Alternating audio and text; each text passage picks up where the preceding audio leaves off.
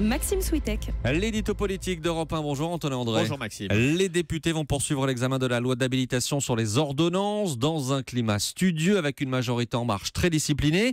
Les marcheurs ne seraient d'ailleurs en fait que des godillots, à en croire l'opposition. Oui, c'est le cas. 309 députés qui applaudissent comme un seul homme à 55 reprises le Premier ministre lors du discours de politique générale. 309 députés qui reprennent comme un seul homme les mêmes éléments de langage sur la loi travail, libérer les énergies, rompre les pratiques.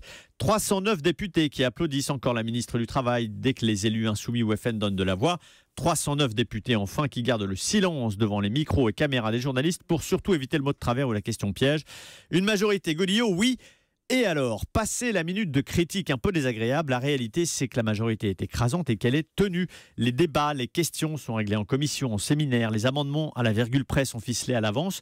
Une fois dans l'hémicycle, c'est l'armée des clones, disciplinée, unie, qui suscite peut-être l'ironie et les moqueries de l'opposition, mais elle est toute puissante. Et on retrouve cette idée d'efficacité, de rapidité voulue par le président pour mettre en œuvre les réformes, quasiment transposant les méthodes de l'entreprise à l'Assemblée. Ça fonctionne pour l'instant ? Oui, alors pour l'instant, oui. Mais le risque, c'est que le gouvernement se laisse s'endormir, se laisse s'encalminer dans le confort d'une assemblée pacifiée, à sa main, sans aucune opposition capable d'infléchir sa politique.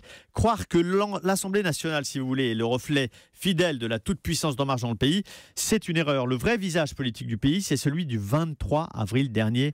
C'était le premier tour de la présidentielle. Emmanuel Macron 24% en tête, mais avec Marine Le Pen à 21%, Jean-Luc Mélenchon à 19,5%. Cette France-là, divisée, désabusée, n'a pas disparu dans l'euphorie de la victoire. La colère ne s'est pas diluée dans la vague triomphante d'élections législatives, marquée notamment par une abstention record.